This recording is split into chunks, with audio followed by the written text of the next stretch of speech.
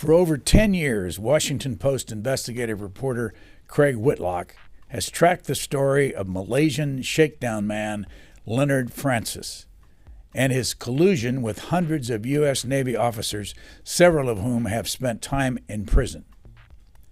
Now comes the book titled Fat Leonard.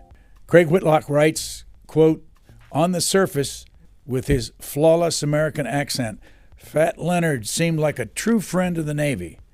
What the brass didn't realize until too late was that Francis had seduced them by exploiting their entitlement and hubris." Hi there, I'm Jonathan from C-SPAN, along with my colleague, Ben. Since C-SPAN's founding 45 years ago, the media world has changed. Remember when there were just a few TV channels?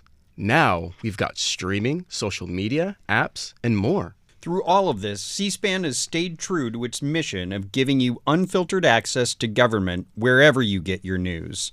As we navigate this challenging media environment with fewer people subscribing to traditional cable packages, our funding has been impacted. That's why we're asking for your help to keep going strong for another 45 years. Please donate today at cspan.org/donate.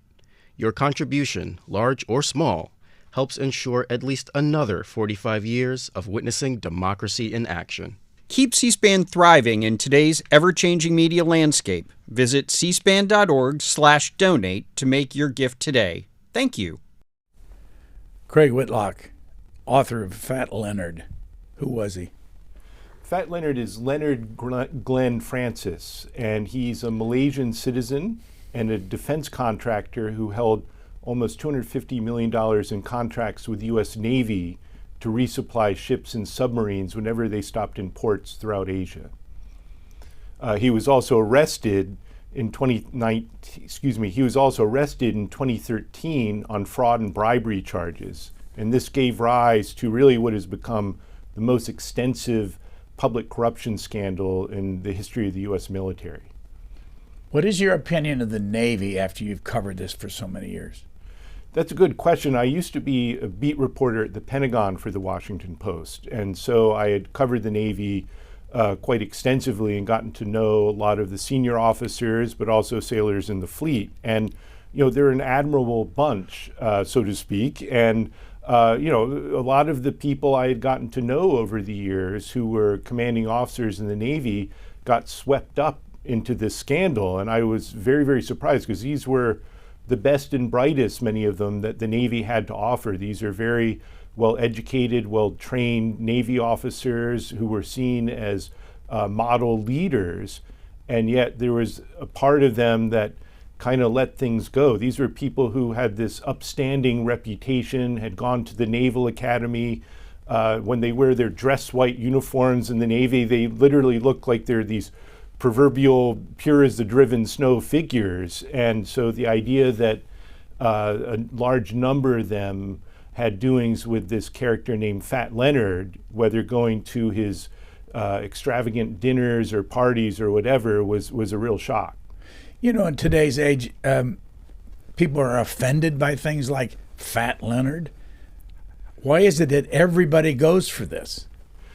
So I'll give you a story how I went for it too. I was covering the Pentagon, and it was 2013, and there had been a couple of news stories out of San Diego that hadn't really received much attention. They were AP, Associated Press wire stories about how one Navy officer and a special agent with the Naval Criminal Investigative Service, or NCIS, had been arrested on charges of taking bribes from a defense contractor named Leonard Glenn Francis. And it's not every day that a Navy officer or NCIS agent gets charged with bribery, so it caught my attention. And I was talking to someone in the halls of the Pentagon who was a Navy officer, and I said, did you know anything about this case, or who's this guy Leonard Francis? And the officer smiled and said, "Oh, you mean Fat Leonard?" I'm like, "Really? What do you, is that his nickname, Fat Leonard?" He goes, "Yeah, everybody in the fleet knows Fat Leonard." And he was this emblematic figure that they all knew him by the name Fat Leonard. And it was almost like in Washington, when you speak of Hillary by one name, everybody knows who you're talking about. In the Navy, if you spoke of Fat Leonard, everybody in the Navy around the world knows who you're talking about. So for better or worse, that's his nickname, and it stuck, and everybody knew him by that. The irony is Leonard, of course, doesn't like that nickname. He prefers to be called Leonard the Legend. He has a very, very big ego, and he didn't like the idea that people referred to him as Fat Leonard, but he knew that's how he was known, and there's no getting around it. He's a big guy. On some of his best days, he weighed 350 pounds. He's about as tall as me, about 6'3", but there were times in the Navy when his weight really, during his years of dealing with the Navy, his weight ballooned to about 500 pounds, and it was difficult to get him on the Navy ships that he was servicing. So he really stood out, and there was no way to avoid this issue of his weight. It marked how he appeared, but I think in a way it also caused many people in the Navy to let down their guard. They saw this large, obese foreign citizen who was very charming, and they didn't see him as a threat, I think, in that way. This wasn't their idea, the picture in their mind's eye of someone who could be a foreign national security threat to them. And so they let down their guard around him, and his weight, ironically, was a factor in that, I think. There's a lot of things we can break down during this discussion, but one thing that would be interesting to know is, where is he now? So Leonard Francis is now in a federal lockup in San Diego. He's still awaiting sentencing after he pleaded guilty almost 9 years ago now to fraud and bribery and conspiracy charges. But there's a backstory to this, as you know, that Leonard was first arrested in a major international sting operation in San Diego in 2013. He was then pleaded guilty in 2015 to these charges and had been awaiting sentencing for a number of years because he was cooperating with the Justice Department. He had turned state's evidence, and they were trying to milk him for all the evidence he had about hundreds of Navy officers. So he put off his sentencing till they were done milking him for whatever he had. But then in September 2022, just before he was scheduled to be sentenced, Leonard Francis flew the coop. He escaped federal custody. He was on home detention wearing an electronic ankle bracelet, and he was worried he was going to have to go to prison. So he escaped from San Diego, ran across the border to Mexico, ended up in Venezuela for almost a year until he was finally returned to the United States in a prisoner swap orchestrated by the Biden administration in December of last year. So ever since then, he's been back in federal custody awaiting final decision on what his sentence will be. When did you write your first story?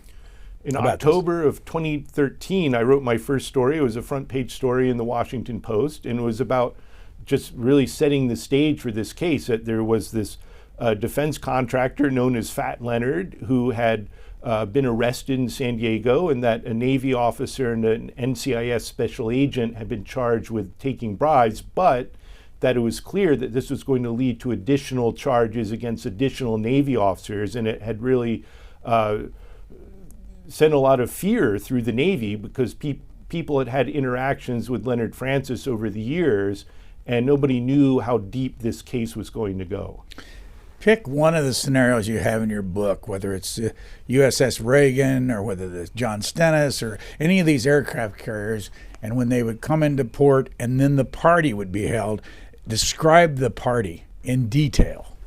So there were a lot of parties that Leonard Francis had. And again, he was what is known in the Navy as a husbanding agent. It's kind of a maritime term, so that he had businesses in ports throughout Asia, whether it was Hong Kong, Singapore, Kuala Lumpur, in Bali and Indonesia. Anytime a U.S. Navy ship came into port, if he had the contract for that port, he would provide services for the ship. He would give them fresh water, food, he'd pump away the sewage, he'd provide security around the port to make sure there were no attacks on the Navy ship. If the Navy sailors are on liberty, as they call it, if they needed buses to get to the city or to their hotels, he was the fixer, the gopher guy who would take care of anything the Navy needed in that foreign port.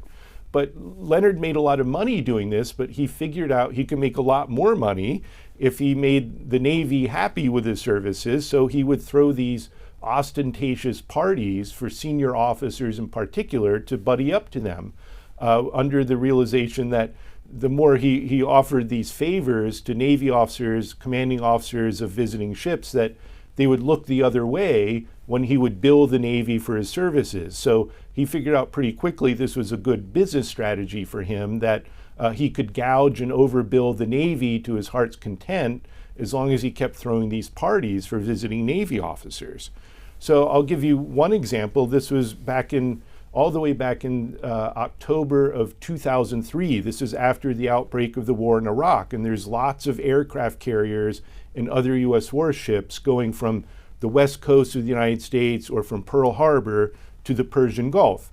And on the way there and on the way back, they're stopping in Fat Leonard's territory in Southeast Asia. So the USS Nimitz is an aircraft carrier, and it stopped in Singapore, which is one of Leonard's ports.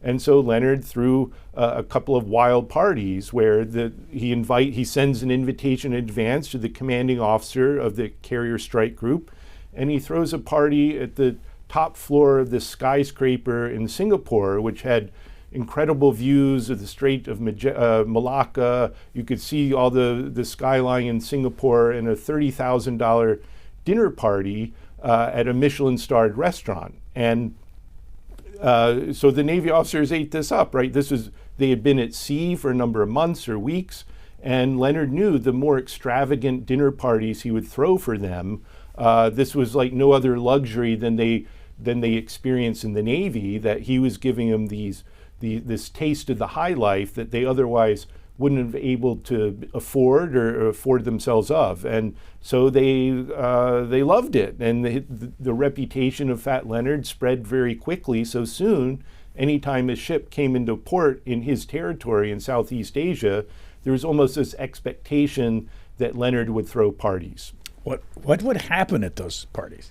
So it depended. Leonard was smart, that he knew sometimes there was a commanding officer who wanted to keep things calm, and so he would have a very refined party. Leonard would pick the wine list and the food. Leonard loved to have lobster dishes and 8-course meals. But this one time, I'll give you an example. When the Nimitz came into Singapore in September 2003, he had one party for them that the wives of the Navy officers were in port. They were there to meet their husbands. They had flown in from other parts of the world. So Leonard kind of had a calm party, right? He didn't have anything X-rated going on.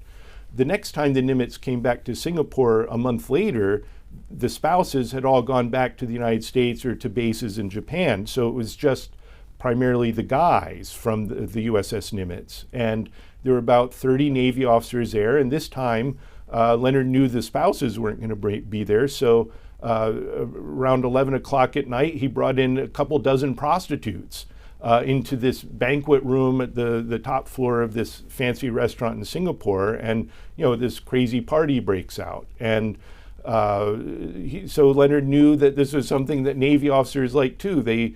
After being away at sea for a number of weeks or months, it wasn't that hard to tempt them with women. And he learned pretty quickly that Navy officers were okay with that.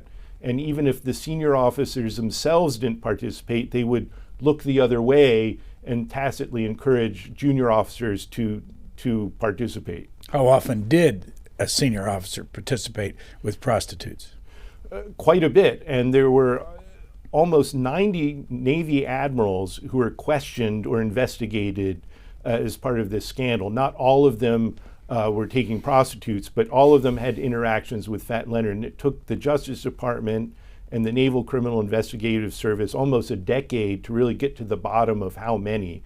But there were certainly scores of Navy officers, senior Navy officers, I'm talking commanding officers, captains of ships, or admirals, who accepted Leonard's gifts of prostitutes. This was a surefire recipe for him to bribe people with. Leonard was very blunt about this when he would cooperate with the Justice Department. He said, Navy officers went for, two things. They went for Cuban cigars and hookers.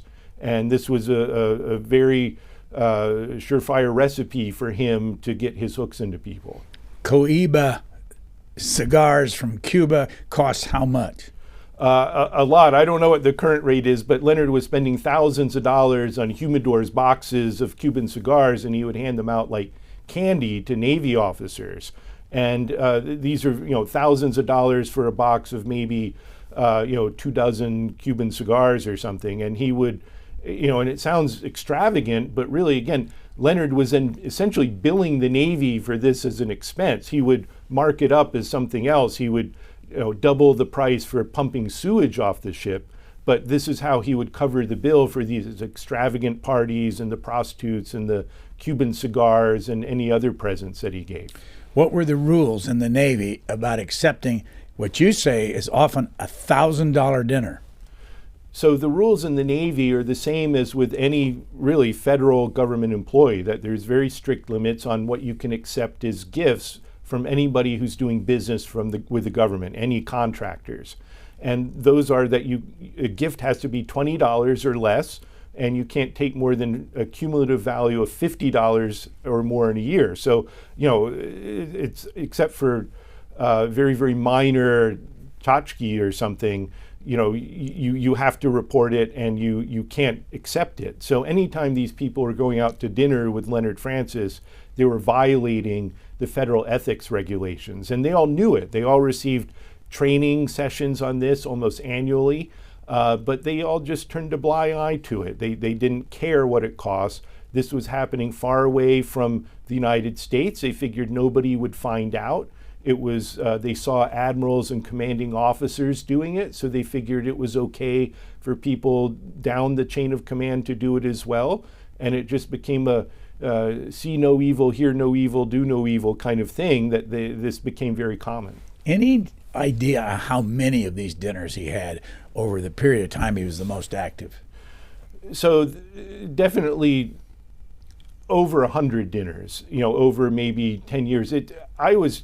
I had to keep up my own software database cataloging every action Leonard Francis took over a 20-year period. And it's remarkable how this guy got around. And he was almost a full-time concierge, as it were, for visiting Navy ships throughout Asia. So he would have often 1 or 2 dinners every time a ship was in port, particularly if it was a big aircraft carrier.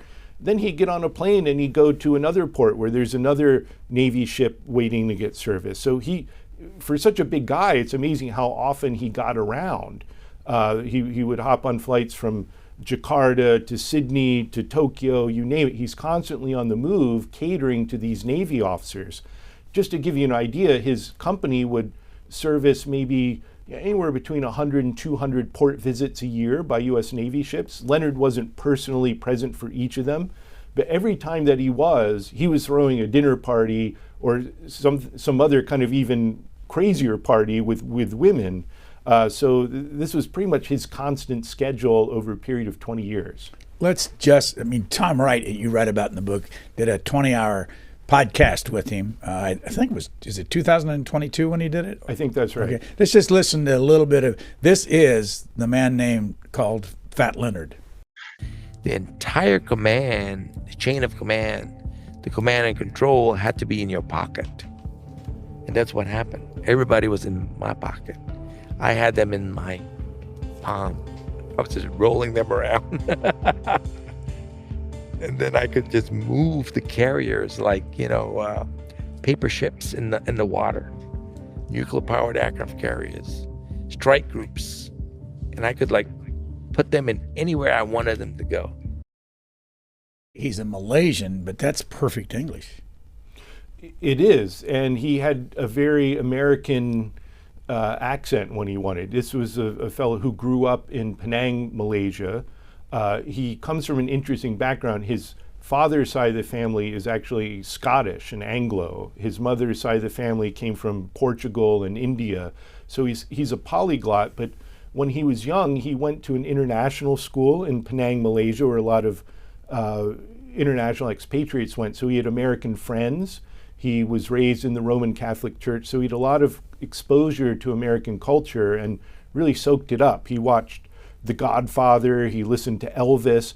So even though he didn't spend time in the United States as a young man or as a child, he really gravitated toward American culture, TV, movies, and learned how to speak American. He did go to an international school as a teenager in Singapore for a few years with other Americans. He played American football as a teenager. He was a big guy. He was like a tight end. So he really learned how to talk American. But this was another secret to his success in dealing with the Navy. Again, they didn't see him as a typical foreigner, so to speak, in that part of the world. He looked and sounded like an American. He picked up on American mannerisms, and he made them feel like he was one of them.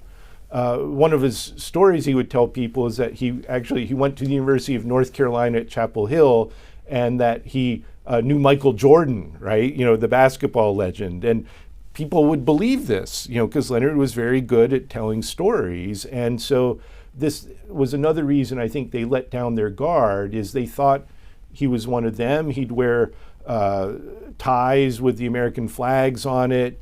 He had a ringtone on his phone, Lee Greenwood's country song about God bless the USA. So he appeared very patriotic.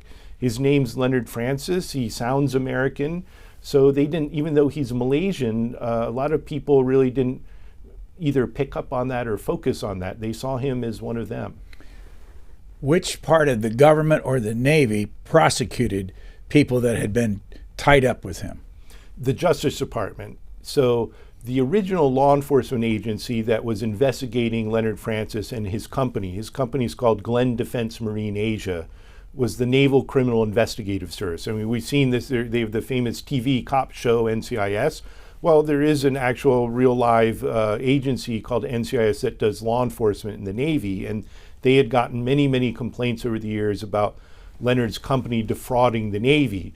It took them many years to assemble enough evidence to present to the Justice Department, but they finally did in the early 2010s, and the Justice Department was the one that arranged for the indictment of Leonard Francis and other Navy officers. So they were the primary law enforcement and prosecutorial agency, although there were other officers and Navy personnel who were subsequently disciplined under military law by the Navy. These were people who the Justice Department felt that there wasn't enough evidence to bring federal charges against, but the Navy would bring administrative charges under military rules. What's the total number of people that were charged with something in relationship to Fat Leonard? 35 people were charged with federal crimes related to Leonard Francis and his company. That includes him and people who worked for him. But that's pretty striking to have about 36 people charged with federal crimes related to bribery and corruption. That alone is one of the biggest public corruption scandals you'll find. But there were more than 1,000 people that were swept up in this case, all of them from the U.S. military, but also some civilians. Many of them were then adjudicated by the Navy. Most of those cases have never come to light, so we still to this day don't know how many cases the Navy took action against. But in many cases, they would substantiate wrongdoing under federal ethics rules or military law, but they would keep it quiet. They wouldn't prosecute people by court-martial very often. So many times these people just got a letter in the file or a slap on the wrist, and that was it. Of those 35, how many went to prison? So just about all of them went to prison or faced it. There are still 5 people who haven't been sentenced, and it's unclear if they will go to prison, but about 30 of them spent some time in prison. How many of them are still in prison? So I would say about 3 or 4 are still in prison. Many of them started being prosecuted in 2013, and so they served their sentences. There's still about 3 or 4 who are still in prison today. Highest ranking officer in prison at one time because of this? Highest ranking officer in prison was a 1-star admiral named Robert Gilbo, and he pleaded guilty to lying to federal agents about his association with Fat Leonard. But there were allegations that he took bribes, cash bribes from Leonard, prostitutes, had gone to his dinners, and he spent 18 months in prison. He is, in fact, the only U.S. admiral in history to be convicted of a federal crime while on active duty. So that was a historic case in its own. I just want to ask you this, because, I mean, what were they thinking? I mean, wasn't it obvious that this, as the word got around, that this is not the right thing to do, and you've taken an oath?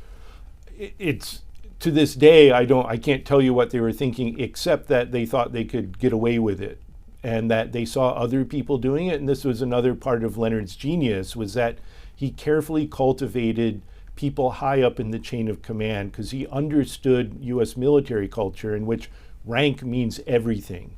So he would take a number of years to ingratiate himself with officers who he saw as fast risers in the rank, and he knew would probably make admiral someday, became friendly with them.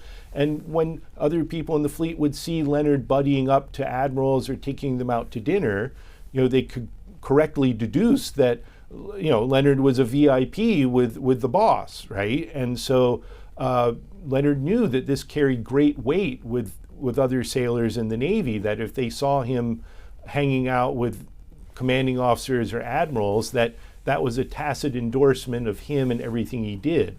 And so when he would take admirals out to dinner, he would invite, oftentimes 24 other officers from the ship. And so they all got the message that the boss was saying this was okay. And once he started doing that, it really became accepted behavior throughout the fleet.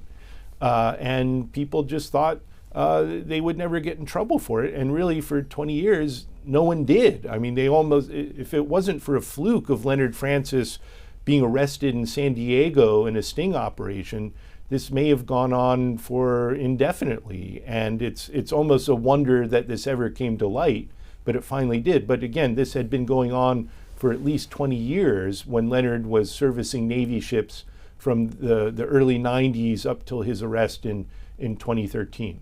There's a judge in San Diego in the district court that's the center of all this. What is her name, and what role has she played? Her name is Janice Sammartino, and she's a federal judge in the Southern District of California in San Diego, and she's overseen the criminal cases in federal court of just about all of these 36 defendants in this case. So most of these cases resulted in guilty pleas, but there was one case involving 5 Navy officers that went to trial. So this was in 2022, and a jury found 4 of the defendants guilty. They deadlocked on the 5th, who was a Navy admiral. So that case, she was the presiding judge over that trial, but also over all the other cases that were resolved with plea bargains. Describe what kind of a judge you think she is and how she's handled this. So I think she's a pretty straight down the middle judge. She's used to being sort of an umpire in the courtroom, calling balls and strikes from both sides. But this is obviously a very big case for her, and she's remarked on this, that she's been overseeing it for more than 10 years now. And part of the issue is she's trying to figure out what to do with Leonard Francis. While Leonard, he was arrested in 2013 in San Diego. He pleaded guilty in 2015. And all that time he was being kept in jail awaiting his sentencing. But he was also cooperating with federal officials, with the Justice Department. He turned state's evidence, and he's sharing his files and incriminating evidence in hopes that he'll get a light sentence. But in the midst of all that, Leonard got very sick, and he had kidney cancer. And so the judge was faced with a decision: how do we handle this? We're going to let Leonard out of jail so he can get treatment for his kidney cancer.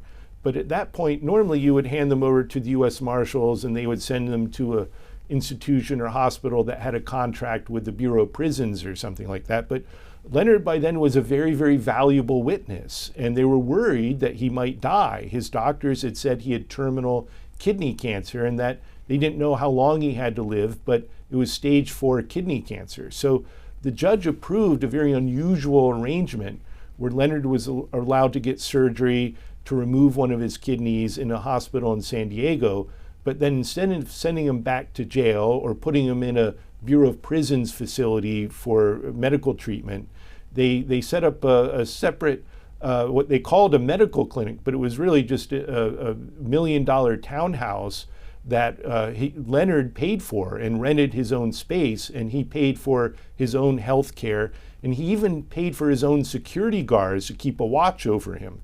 So it was this crazy arrangement where, on one hand, Leonard had pleaded guilty, he hadn't been sentenced yet. There were concerns that he might try and flee the country to go back to Malaysia. But Leonard and his lawyers persuaded Judge Sammartino that he was too sick to flee or escape, and that he would pay for his own security and pay for his own doctors, so it wouldn't cost you as taxpayers anything. And this went on for a number of years, but the judge kept this all secret. She didn't want the public to find out, and most importantly, the Justice Department didn't want other defendants in the case to find out, because they would think, well, Leonard might die. Why should I cut a plea deal or something like that? They should just wait it out. So they kept this all a secret, ostensibly to protect Leonard's personal privacy, but really because they didn't want the public or other defendants to find out. It's a complicated story, but Leonard, he was very sick at one point, but he also exaggerated just how sick he was. You have to remember, he's a very, very good con man. And so soon Leonard realized just how much leverage he had over the Justice Department, but also the judge, because he knew he was, as he put it, the golden goose. He was the prize witness. So he was really pushing the envelope. And soon he's supposed to be living in home detention, but he's really living in fine style. He brings his mother and his children over from Malaysia to live with him. He has servants, he has nannies, he has cooks all living with him, while he's supposed to be wearing an ankle bracelet, not going anywhere. He's really living the high life while he's supposed to be in federal custody.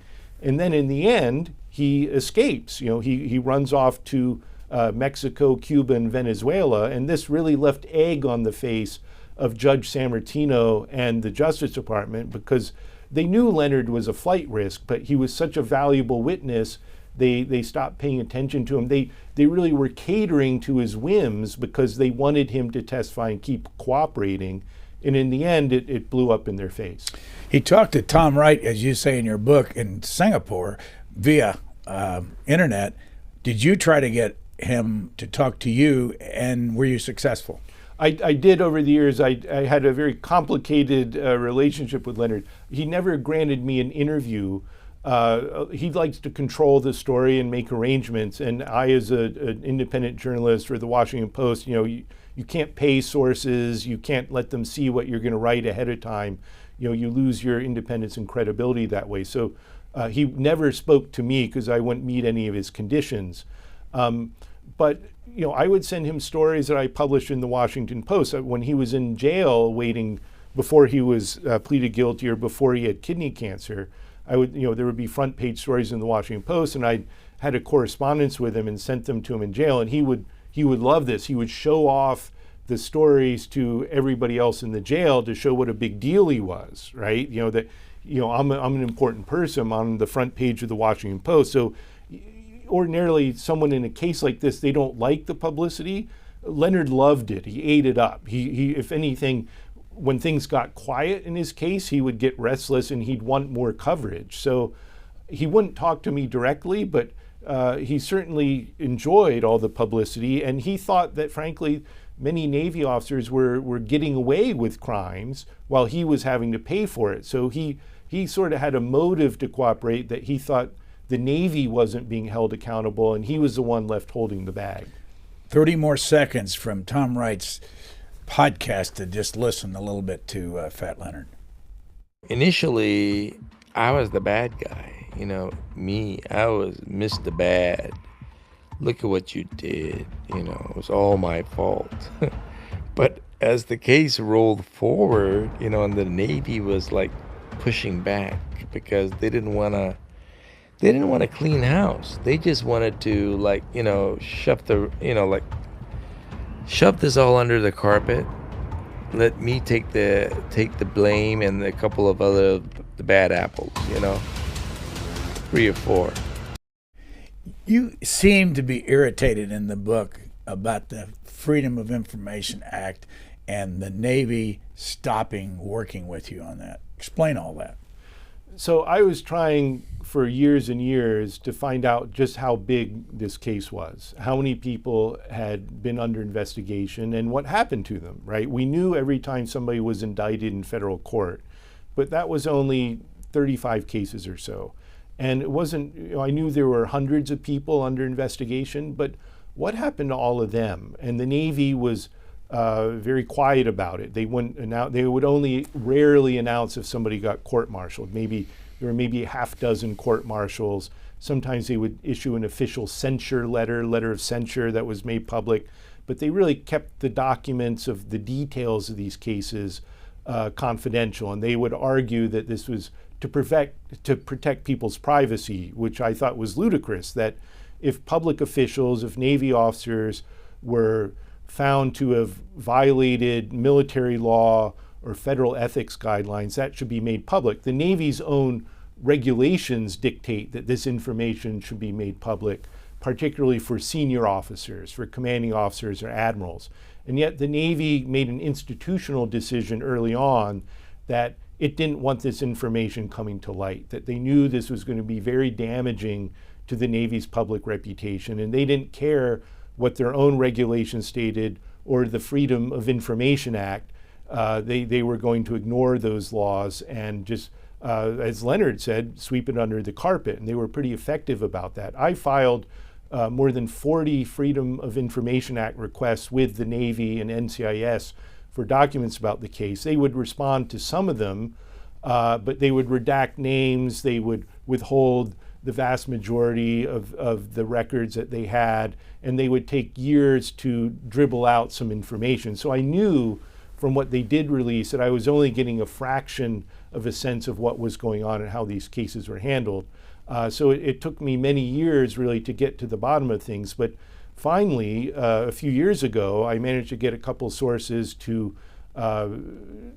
frankly leak to me a lot of the unredacted investigative files that had been collected by NCIS and the Justice Department. And this was an enormous trove of documentation. There were several hard drives of millions of pages of records, witness statements, interrogation transcripts, emails, all the Navy disciplinary records, so all the stuff that hadn't been made public or with the names attached. And so for the first time, that enabled me to fill in the blanks of who did what when and how extensive this scandal was and how it had gone on for as long as it did. And it's a very damning portrait of the Navy, of its culture, of its officer corps, but also of how this case was investigated and how most of the people were let off without any accountability. And that's what enabled me really to write this book. What has Congress done about this? Very little. So they would occasionally raise questions at congressional hearings because it would be in the Washington Post and other, New York Times, Wall Street Journal would write about it. And the Navy figured out really a very clever response. Each time they would say, well, that case is under investigation by the Justice Department. We can't comment. It might, we don't want to interfere with an ongoing investigation. So this really was an easy way for them to duck questions. And in fact, there was an investigation going on for many years, so they were correct about that. But they really just didn't want to answer questions about how the Navy was handling disciplinary cases. And they certainly didn't want to answer any of the most awkward and difficult questions, which is like you raised, what were they thinking all along? How could so many Navy admirals get swept up in a case like this? How did this affect national security? There were 10 Navy officers who leaked classified information to Leonard Francis in exchange for prostitutes or meals or cash bribes. 10 Navy officers handing over military secrets to a foreign national is stunning on its own. Set aside all the sordid details. That's one of the biggest counterintelligence breaches in recent years. But Congress really just kind of accepted the idea that this was under investigation. They should keep their noses out of it. And they didn't ask many questions in public at all. There were several. The top-ranked military man in the Navy is the Chief of Naval Operations, and there are several names in this book about CNOs and where they were in the process. Tell us what that was. And so who got involved? Leonard got to know a number of Chief of Naval Operations. Like you said, that's the top admiral in the Navy. It's sort of a storied title in the Navy over the years. We hear about Admiral Nimitz or people like that during World War II. These are the people in that level. And Leonard got to know them because many Navy admirals worked their way up by serving tours in Asia. Either they were commanding officer of aircraft carriers or holding other commands in Asia, because that's such an important theater of operations for the U.S. Navy. So Leonard got to know a lot of them when they were junior officers on their way up. And he he knew pretty well at least 3 chiefs of naval operations. One was Admiral Gary Roughhead, who was the chief of naval operations shortly before Leonard was arrested. He also was well acquainted with Admiral Jonathan Greenert, who was chief of naval operations when Leonard was finally brought to justice. He was also familiar with Admiral Michael Gilday, who was just chief of naval operations till last year. Leonard had taken him and other officers out to one of his fancy dinners when Gilday was serving with the Ronald Reagan strike group in Hong Kong. So he had contact and had meals with these 3 admirals. There were no allegations that the 3 of them had committed any crimes, but each of them had gone to dinners with Leonard. And so this was an awkward, if not uncomfortable, relationship for them. And none of them wanted to talk about it publicly, either with me or with the Justice Department. Admiral Gilday to this day has not acknowledged that he went to one of Leonard's dinner parties. And he was, again, the chief of naval operations until just last year. This is an example of, he was questioned by NCIS. He was had to sign sort of a Miranda warning. So he was under criminal suspicion at one point. There were no charges brought against him. The Navy said, well, he was present at a dinner because his commanding officer at the time had told him it was okay and he shouldn't have done it. But he didn't get in trouble for it. By the way, earlier we were talking about the cost of a meal of $1,000. You say that the Navy people that were involved had to pay $50 as if that's what that meal cost.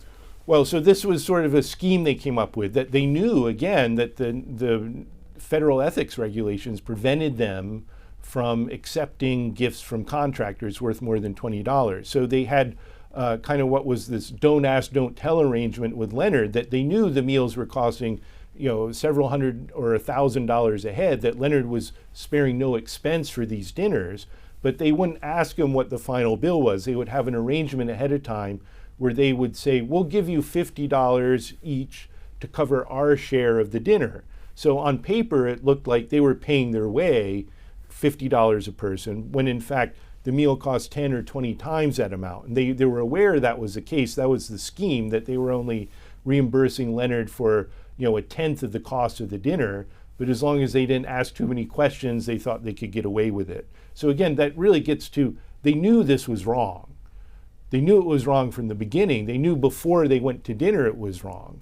But they thought, okay, this is the way we'll make sure that we're dotting our I's and crossing our T's to keep us from getting in trouble. Which was the Navy officer that was teaching ethics at the same time he was enjoying the prostitutes and other things? Yeah, so this is one of the more scandalous cases in my perspective, and it just gets a mention in the book, but there was a Navy commander named Lon Olson who had served in the 7th Fleet, which was responsible for Navy operations in Asia. And he had gone to a dinner party that Leonard's company had thrown in Russia, in Vladivostok, Russia, where there were prostitutes present. And he was, it's a crazy story, but he ended up in a sauna with a prostitute that Leonard's company had provided. And this was kept quiet, of course. And then later, after Leonard's arrest, Leonard is sharing evidence, incriminating evidence with the Justice Department. And this was one of the cases. And when he shared the evidence of this officer, Commander Olson, and others who had engaged with prostitutes at that dinner in Russia, it turned out at that time that Commander Olson was assigned to the Naval Academy by then, where he was teaching ethics to midshipmen.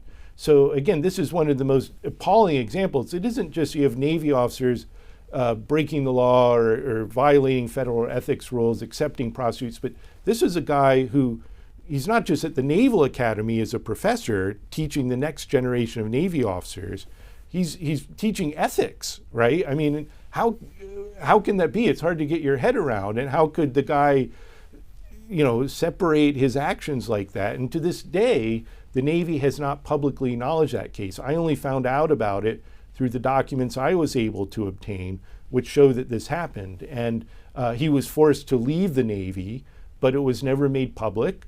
And it was one of these embarrassing cases that they just swept under the rug. But it wasn't just him. There was also the superintendent of the Naval Academy, a 3-star admiral who was under investigation for accepting numerous extravagant meals and other gifts from Leonard Francis. His name was Vice Admiral Mike Miller.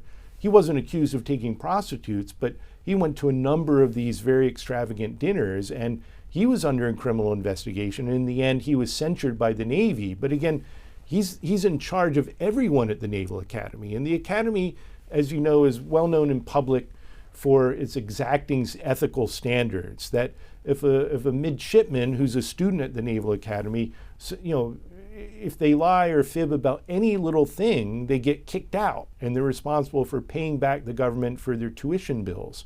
And so they're unrelenting in their standards with midshipmen. And yet here you had the superintendent who's taking gifts from Leonard Francis, and an ethics professor taking prostitutes from Leonard Francis. And you think, how could that happen? What's wrong with the Navy culture about this? How could they possibly think this is acceptable? But it's this real paradox, this contrast with the Navy's image in public and what people are doing in private.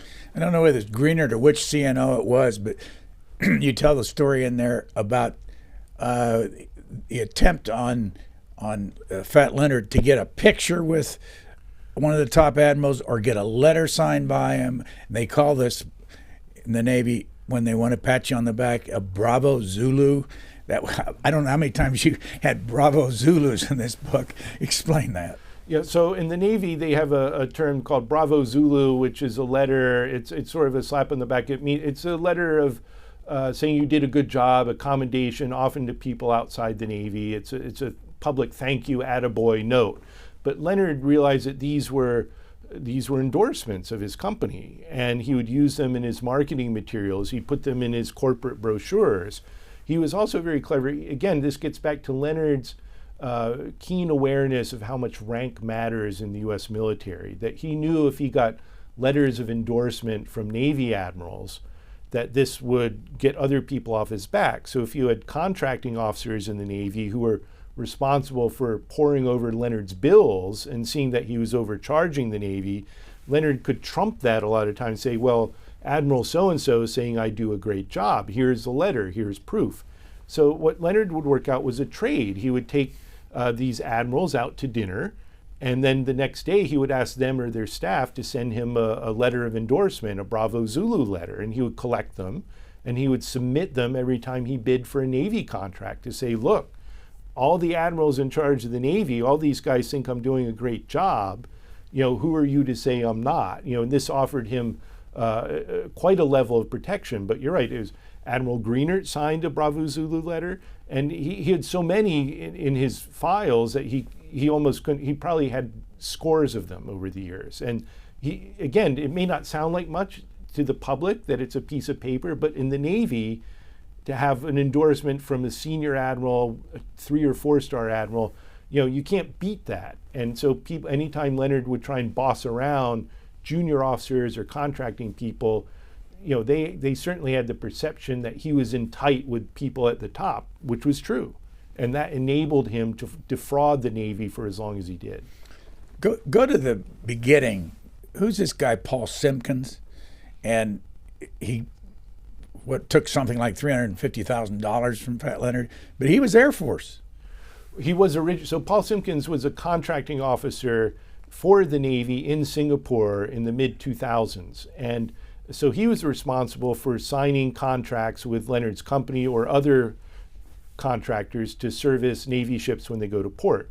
He had previously been in the Air Force as an enlisted Air Force officer. He had worked in military contracting all his life. He retires from the Air Force.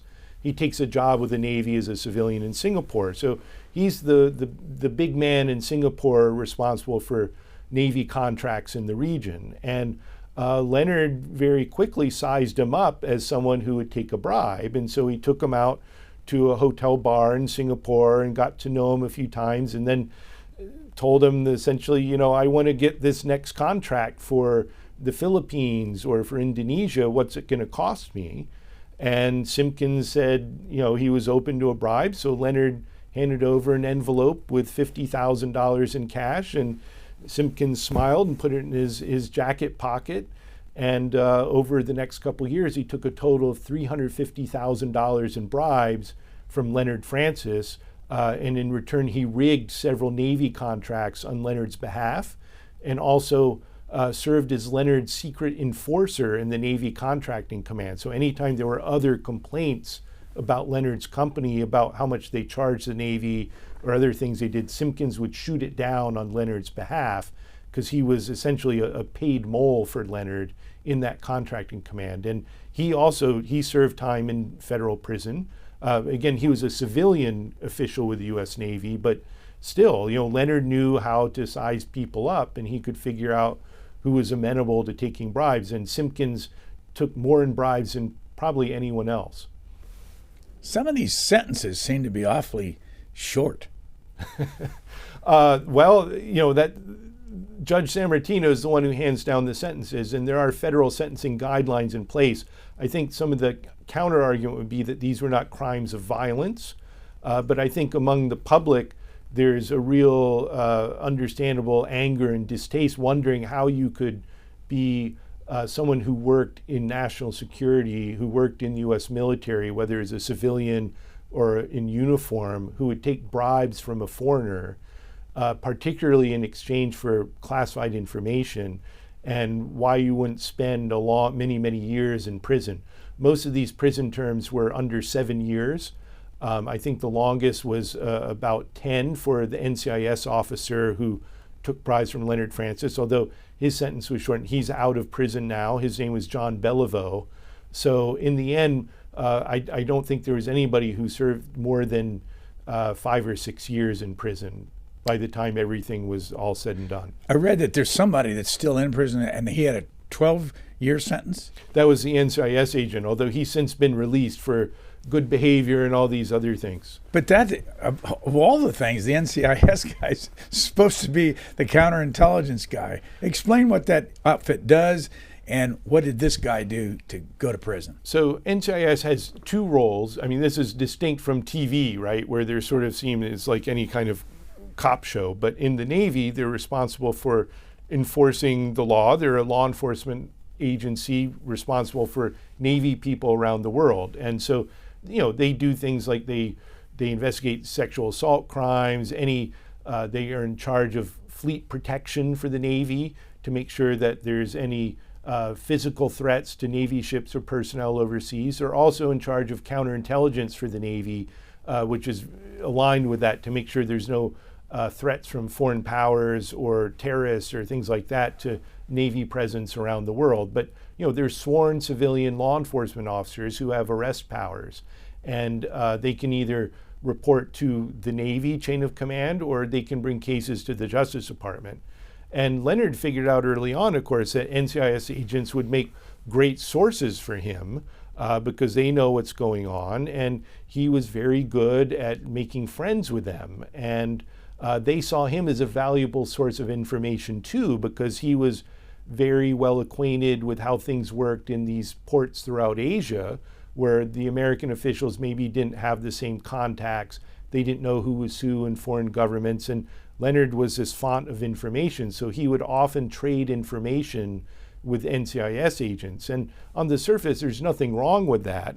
That's what law enforcement agents do, but Leonard would know sometimes that, he'd throw in a few of the Cohiba cigars or a prostitute, and pretty soon he's got somebody on the hook. And this agent, John Beliveau, who at one point was an NCIS Special Agent of the Year, he had received this award in 2010, he also had he had drinking problems, emotional problems, and Leonard really took him under his wing and became his friend and started giving him prostitutes and taking him out to bars, and he convinced Beliveau to leak him inside law enforcement information about investigations into Leonard's company. So Leonard developed Beliveau as a mole inside this federal law enforcement agency so he could stay a step ahead of other NCIS investigators who were looking into fraud complaints about Leonard's company. And this went on for a number of years, and again enabled Leonard to avoid being arrested or prosecuted for a while. Any other newspaper in the country write about this as much as you have? No, I think the Washington Post took the cake on that front. I was, again, when I started writing about this, I was a Pentagon beat reporter, and it just struck me that the accountability needed to be there. The public deserved understand what happened. And it was a very difficult story to report. And that's one reason it didn't receive more attention in other places, and particularly on TV or other news agencies. It was the Navy wouldn't talk about it. The Justice Department wouldn't talk about it except what was in court. So it was a difficult story to get to the bottom of. But I just, I became very fascinated by it, not just by the sordid nature of it, but I really want to know, how deep did this go? How long did it go on? How many people were involved? What were the national security compromises that were taking place? And I thought that was a story that not just deserved to be told, but needed to be told, and that the public needed to be made aware of this so that it couldn't happen again. I'm not saying it can't, but that's still something the Navy hasn't wrestled with in public. It just wanted it to go away. And so fortunately, my bosses at the Washington Post agreed that this was a really important story and let me run with it for a number of years. And then they encouraged me to write this book once I got my hand on all these other documents. Is there new things in the book that you haven't written about? Everything in the book is new. Some of the figures we wrote about in the Washington Post, but the extent of what they did and Leonard's testimony to federal agents about what these guys did, all the receipts, all the documents, all the emails, that is all new in this book. So many of the figures in the book are new. Many of these cases have never been told before. In other situations where there were admirals I wrote about in the Washington Post, it was never quite clear the extent of what they did. Now I've got the whole story. So this tells you, for instance, when I wrote about for the Washington Post, we knew there were about 40 admirals under investigation. Turns out there were 90 that were investigated or scrutinized or questioned in the case. We knew there were maybe 500 people under investigation several years ago that I wrote about in the Washington Post. The number turned out to be double that. And the fact that there were 3 chief of naval operations who had interactions with Leonard. There were all these cases that we didn't know about till I got my hands on these confidential documents. And so the full scope of it, the fact that there were 10 Navy officers who leaked Leonard military secrets and what those secrets were and what they did in exchange for it, that's all new in the book.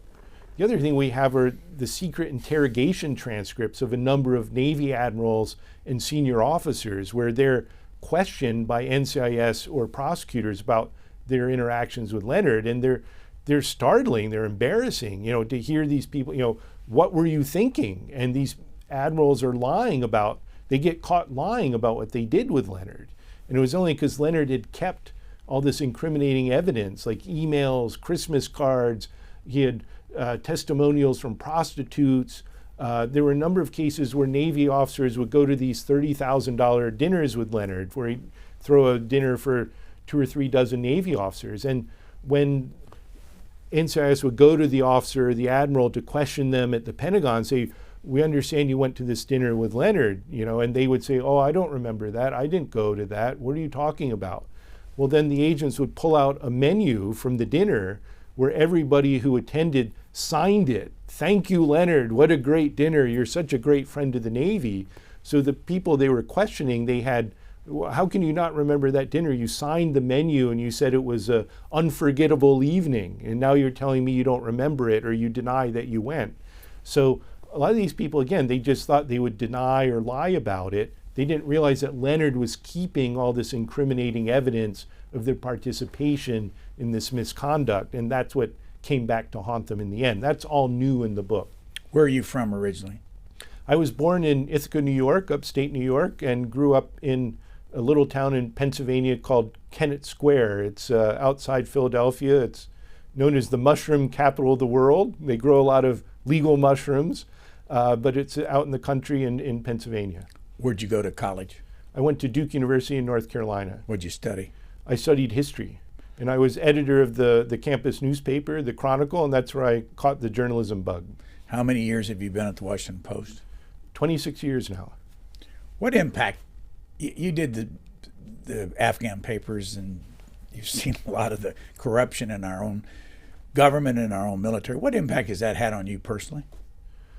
So I've always had to, my job now is I'm an investigative reporter for the Washington Post, but ever since I started in journalism, I really was drawn toward investigative journalism, and whether it's covering a beat or whatever assignment, I always thought the one of the foremost responsibilities of journalists was to act as a check and balance on government and to hold people accountable, people who are in power. And I've always admired reporters who have done that, and I've tried to do that and in all my jobs. And one reason I've been at the Washington Post as long as I have is that's a core part of our mission. The Washington Post has always had that kind of reporting to hold people in power to account. So that's really matched up with what I think the role of a journalist should be. And fortunately, there's no shortage of things to write about in that regard. And even on national security and the military, where that as an institution, the U.S. military is held in extraordinarily high regard by the public, yet they're not immune to problems. And if anything, it's more important to do that kind of investigative reporting with the U.S. military, given the power and money and authority to wage war on behalf of U.S. citizens. That, to me, as an institution, it's all the more reason, more important to hold those people to account, to make sure they're following our rules and ethical standards, because they have so much power and authority and frankly, the power to kill people around the world. So that deserves as much scrutiny as anything. And fortunately, I've been able to spend the number of years doing that kind of reporting. If you go back to the story over in the Pacific with Fat Leonard, he had something that he used to jack up the income that came into him called the Ring of Steel. Explain what the Ring of Steel is, and is it connected at all to the blowing up of the USS Cole over in the other part of the world? It is. So in 2000, the USS Cole was a U.S. Navy destroyer visiting in the port of Aden in Yemen. And an al-Qaeda group had blown up the Cole, essentially. It sent a motorboat packed with explosives to the Cole. The people on the ship thought it was a garbage barge and didn't realize till it was too late, till the explosion went off, that they were being attacked. This wasn't a kind of attack they had foreseen. This is before 9/11, shortly before, so al-Qaeda wasn't seen as a big threat. Well, that changed everything for the Navy in terms of protecting ships in ports and harbors around the world, particularly ones where they weren't under the control of foreign militaries, that they realized now they wouldn't just be attacked by a foreign warship, but they had to watch out for kamikaze attacks from terrorists that were just motorboats or things like that. So this was a particular problem in Asia, where the U.S. Navy was visit almost every day a different port, from India to the Philippines, to Malaysia, to all these other island countries in Southeast Asia. All of a sudden there was a very big concern about how do we protect our ships in these ports, that these countries either don't have strong enough militaries to guarantee our security, or we need private security. So Leonard Francis saw this as an opportunity. He knew that if he was going to keep up doing business for the U.S. Navy in these ports in Singapore and Malaysia, that he needed to ensure that he could protect those ships. So he invented a contraption that he called the Ring of Steel, which was a brilliant stroke of marketing. It sounds impregnable, right? But it was really, he just had these barges attached with steel cables that he would surround an aircraft carrier or a U.S. Navy destroyer to prevent any little ships from getting close. And he could charge out the nose for it, because this wasn't specified Navy contracts. This was an extra add-on. But the Navy was really willing to spend whatever it took to ensure the security of their ships. Particularly after the USS Cole bombing, the captain of that ship, a commander named Kirk Lippold, was drummed out of the Navy eventually. That the Navy and Congress ultimately decided that they needed to hold someone to account, because so many sailors had been killed in this attack, even though an investigation showed that really the captain he couldn't have known that this was coming, this attack from al-Qaeda. There was no intelligence that came in. He hadn't violated any regulations. There wasn't anything that they could point to that he should have done, and yet they felt they had to hold somebody to account. So throughout the rest of the ranks in the Navy, there was this fear that if ship captains couldn't provide for the safety of their crews, their careers would be over if something like this happened. So they were willing to spend whatever Leonard charged for his Ring of Steel, because they wanted to take every precaution they could to protect their ships. the irony was nobody really knew whether the Ring of Steel would work. It was never tested, right? It just sounded good. And Leonard would buy off people in the Navy to make sure it wasn't tested. And so they just kind of kept it on the books and kept paying Leonard millions of dollars for his steel cables and barges to protect Navy ships. Now, in the end, there were no more attacks like that, certainly not on Leonard Francis's watch. So you can argue that maybe it worked. But again, Leonard was a really, really smart businessman, particularly if it came to breaking the rules. And he figured out he could make a ton of money off this. And it really did catapult his business to another level because a lot of his competitors didn't have anything like this. And so he was the only one who could offer that level of protection, and it enabled him to get more Navy contracts in Asia. How many children did Fat Leonard have? Leonard has 5 children. He has 2 adult sons. One is named Leonardo, and he has another. He likes naming his kids after some version of Leonard. But he has 2 older adult sons, and he has 3 younger children who are in their teenage years. They're from 3 different mothers. And Leonard has, despite his nickname Fat Leonard, Leonard always has lots of women around, and he has lots of girlfriends, and he's been married twice. And he has a very spicy personal life in that regard, but he has 5 kids, of which, ironically, he's very, very loyal and devoted to his kids. He's not so devoted to their mothers, and he always casts them out after a certain period of time. So the mothers he has a very tendentious relationship with, but he's very devoted to his kids and treats them royally. By the way, is this company still in business? So it's technically not in business, but I understand that Leonard's sons have sort of picked up some side businesses. You know, Leonard realized he couldn't run the business, Glenn Defense Marine Asia, while he was in prison. Even though he was trying to have sons and other people, he still had people on his payroll who would work for him at the business who could help him deal with his legal problems. But they immediately after his arrest in 2013, the Navy canceled all its contracts with his company, and he hasn't been able to get any more with the Navy and probably never will again. Had he ever been in prison before he got into this business when he was in Malaysia? He had. So as a young man, he was in the ship maritime business in Penang, Malaysia, where he and his father would provide security services to cruise lines and other visiting passenger ships or cargo ships coming through Penang, Malaysia, which is an island in the Strait of Malacca, a very busy waterway in that part of the world. And this was a small business, but they would provide security or cigarettes or water to these visiting ships. But Leonard got mixed up with some Chinese gangs in Penang and was a getaway driver during a robbery.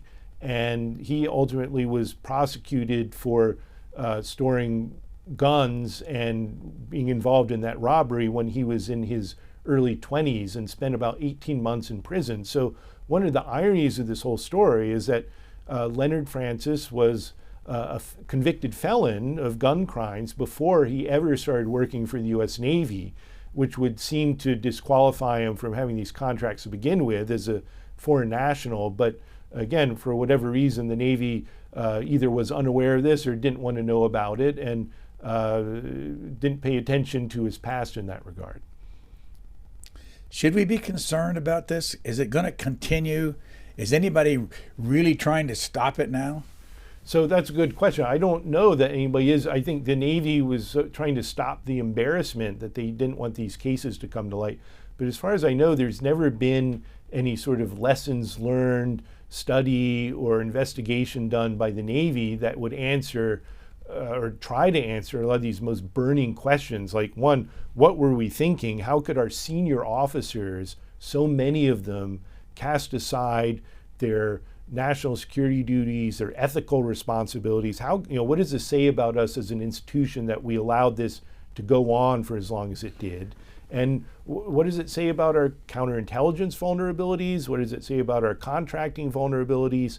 There really hasn't been any attempt to answer those questions. So you do think that sooner or later, the Navy's vulnerable for this sort of thing to happen again. I've got to let you go here in a second, but before I do, I got to ask you about Mike and Marcy.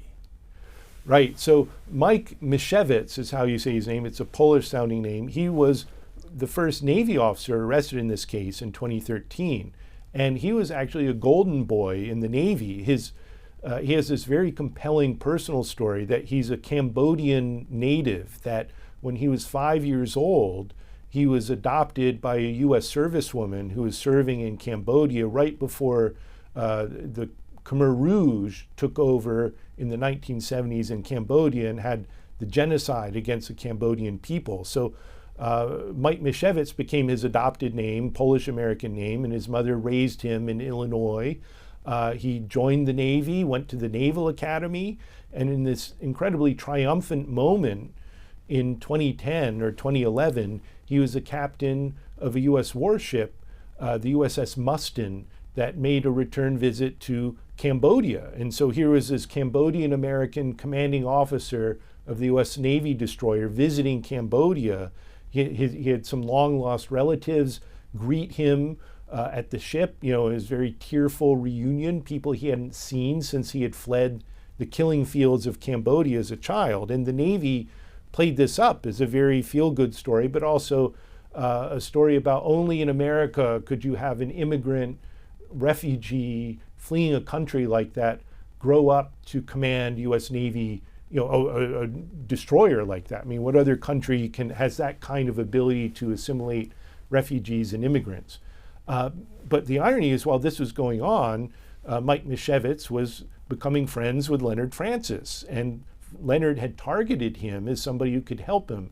After Mike Misiewicz made his triumphant port visit to Cambodia, he then took a new position with the Navy as an operations officer in the U.S. 7th Fleet.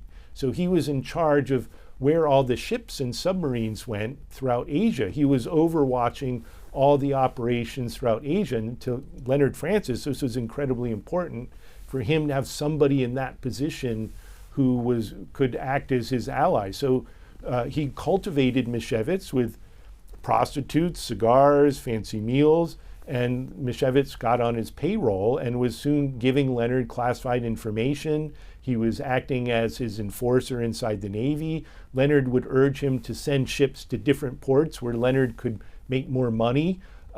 So this was a very corrupt relationship. So when Misiewicz was arrested in 2013, on the same day Leonard Francis was, that in itself was a big scandal. The idea that this golden boy in the Navy with this very admirable past had succumbed to corruption with Leonard Francis. But he was the first but not the last to be arrested. His wife, Marcy, who was a Navy spouse and had followed him around, actually was instrumental in turning him into NCIS because she was suspicious that he was having an affair and that he was hanging out with Leonard Francis. So she inadvertently, she didn't realize everything that he was doing with Leonard Francis, but she was very suspicious of Leonard, didn't like this relationship.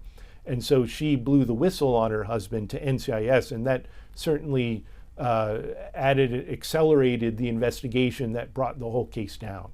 It's got to give you a pause, though, if you're going to NCIS and some of their people are involved in all this, whether or not it would have just died there. Well, that was one thing. Marcy didn't understand why this investigation was taking so long. And her husband, again, was this golden boy in the Navy. And while after she had blown the whistle on him to NCIS, he received a very prestigious award, the Legion of Merit. And they were getting divorced. And she thought that this was a sign that the Navy was going to protect their own. And no matter what he did, they would try and hide it. That isn't what happened in the end, but she certainly had reason to be suspicious that the Navy wasn't going to take this seriously. And this is, again, one of the constant themes in the book, or the number of times that people in the Navy or outside the Navy knew that something was amiss, that Leonard Francis was a con man, that he was defrauding the Navy.